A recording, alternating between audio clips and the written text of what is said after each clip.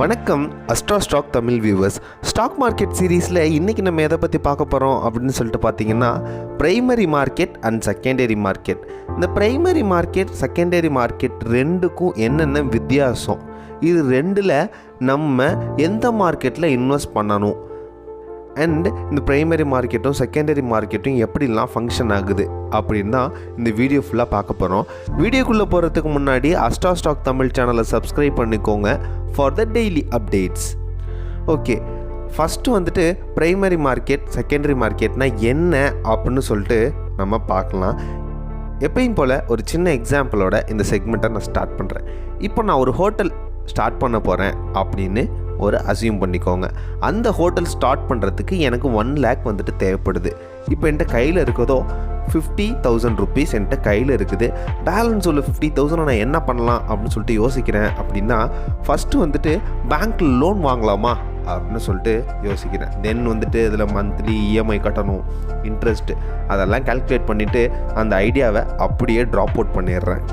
another option எனக்கு என்ன இருக்குது அப்படின்னு சொல்லிட்டு பார்த்தீங்கன்னா, ஷேர் மார்க்கெட்டில் ஒரு ஷேருக்கு 250 rupees ஷேர் ப்ரைஸ் அப்படின்னு சொல்லிட்டு ஃபிக்ஸ் பண்ணி ஒரு 200 ஷேர்ஸை வந்துட்டு நான் பப்ளிஷ் பண்ணுறதுக்கு செபியில் வந்துட்டு ஒரு அப்ரூவல் கேட்டால் எனக்கு வந்துட்டு அவங்க அதை அக்ரி பண்ணி வெரிஃபை பண்ணி எனக்கு கொடுத்தா ஒரு 50,000 எனக்கு கிடைக்கும். அதை வச்சு நான் ஒரு ஹோட்டலை ஸ்டார்ட் பண்ணலாம் அப்படின்னு சொல்லிட்டு ஒரு ஐடியாவில் இருக்கிறேன்.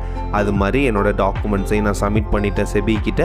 அவங்க வந்துட்டு அந்த வெரிஃபிகேஷன்லாம் முடித்ததுக்கப்புறம் என்னோடய டாக்குமெண்ட்ஸ் ப்ராசஸில் வருது. எனக்கு வந்துட்டு அந்த ஷேருக்கான ப்ரைஸை வந்துட்டு அவங்க அனலைஸ் பண்ணி எனக்கு ஃபர்ஸ்ட் டைம் பப்ளிஷ் பண்ணுறாங்க. அதை வந்து தான் IPO அப்படின்னு சொல்லுவோம், இனிஷியல் பப்ளிக் ஆஃபரிங்.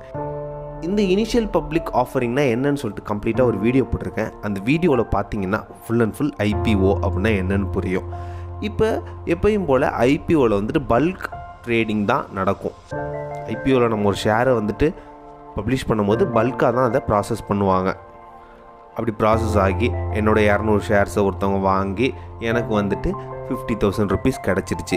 இப்போ இதுக்கு நான் ஒரு டைம் பீரியட் வைப்பேன். எப்படி டைம் பீரியட் நான் கேட்டிருப்பேன் அப்படின்னு சொன்னால் ஒரு 5 to 10 days அந்த மாதிரி கேட்டிருப்பேன்.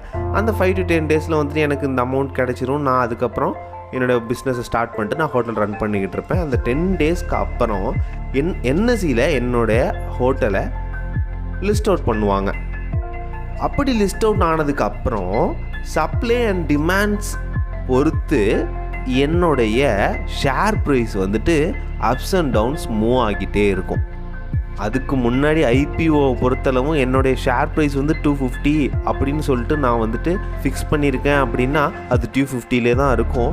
எப்போ NSEயில் லிஸ்ட் அவுட் ஆகிருந்துச்சோ அப்போத்துலேருந்து என்னோடய ஷேர் ப்ரைஸ் எது 240க்கும் போகலாம், 260க்கும் போகலாம். அந்த டாலரன்ஸ் வேல்யூ, அந்த வொலாட்டிலிட்டியை வச்சு அது வந்துட்டு மேலே கீழே சப்ளை அண்ட் டிமாண்ட்ஸை பொறுத்துட்டு போயிட்டு வந்துட்டு இருக்கோம்.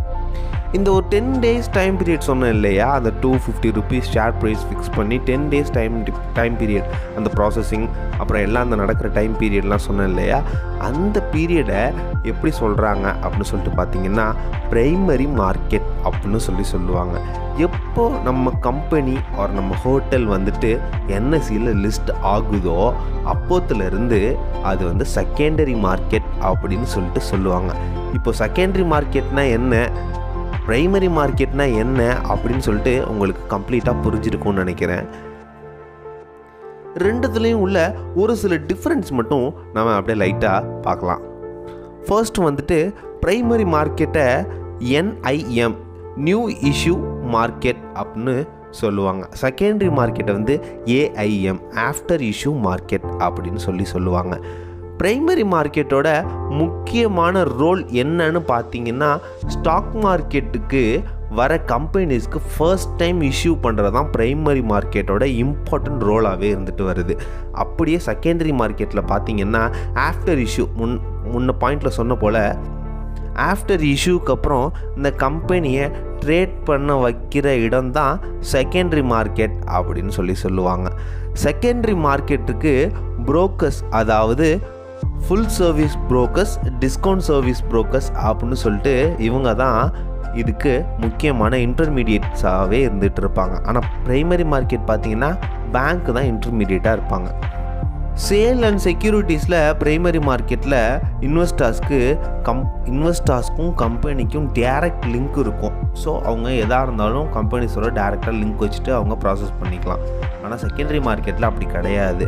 ஷேர்ஸை பை அண்ட் செல் மட்டும்தான் செகண்டரி மார்க்கெட்டில் ஒரு ட்ரேடர்ஸாக ஒரு இன்வெஸ்டர்ஸாக பண்ண முடியுமே தவிர மற்றபடி எந்த விதமான சம்மந்தமும் கம்பெனிக்கும் இன்வெஸ்டர்ஸ்க்கும் இருக்காது. ப்ரைமரி மார்க்கெட்டோட ஷேர் ப்ரைஸ் எப்பயும், அதாவது ப்ராசஸிங் டேஸ், அதில் இந்த ப்ரைமரி டைமில் எல்லாத்துலேயுமே இந்த ஷேர் ப்ரைஸ் வந்துட்டு ஃபிக்ஸடாகவே இருக்கும். இது போல் ஃபிக்ஸடாக இருக்க டைமில் நம்ம 1-2 ஷேர்லாம் வாங்க முடியாது. பல்க் அமௌண்ட் ஆஃப் ஷேர்ஸ் தான் நம்ம வாங்க முடியும். ஆனால் செகண்டரி மார்க்கெட்டில் அப்படி கிடையாது. எப்போ ஒன்ஸ் நம்மளுக்கு என்எஸ்சியில் லிஸ்ட் ஆகிட்டு அது வந்து ட்ரேடிங்கில் போயிட்டுருக்கு அப்படின்னாலே சப்ளை அண்ட் டிமாண்ட்ஸை பொறுத்துட்டு அதோட ரேட் ஃப்ளக்சுவேஷன்ஸ் ஆகிட்டே இருக்கும் இல்லையா? அந்த ஃப்ளக்சுவேஷன்ஸை பொறுத்து இந்த ஷேர் ப்ரைஸும் நம்மளுக்கு ஃப்ளக்சுவேட் ஆகிட்டே இருக்கும். அண்ட் இதில் இன்னொரு இம்பார்ட்டன்ட் திங் என்ன அப்படின்னா, எவ்வளோ லீஸ்டான 1 or 2 ஷேர் கூட நம்ம வந்துட்டு இது செகண்டரி மார்க்கெட்டில் நம்ம வாங்கிக்கலாம். ஈவன் பல்க் அமௌண்ட்டை வாங்குறதா இருந்தால் கூட வாங்கிக்கலாம். பட் ப்ரைமரி மார்க்கெட்டை கம்பேர் பண்ணும்போது ப்ரைமரி மார்க்கெட்டில் பல்க் அமௌண்ட், செகண்டரி மார்க்கெட்டில் 1 or 2 ஷேர் கூட நம்ம ஈஸியாக வாங்கிக்கலாம். ஓகே, ப்ரைமரி மார்க்கெட்னா என்ன, செகண்டரி மார்க்கெட்னா என்ன, அதோட டிஃப்ரென்ஸ் என்ன, அது எப்படி யூஸ் ஆகுது, அதில் என்னென்னலாம் ப்ராசஸ் இருக்குது அப்படின்னு சொல்லிட்டு கம்ப்ளீட்டாக இந்த வீடியோவில் சொல்லியிருக்கிறேன். சேஃபாக ட்ரேட் பண்ணுங்கள், ஹாப்பியாக ஏர்ன் பண்ணுங்கள். Have a nice day.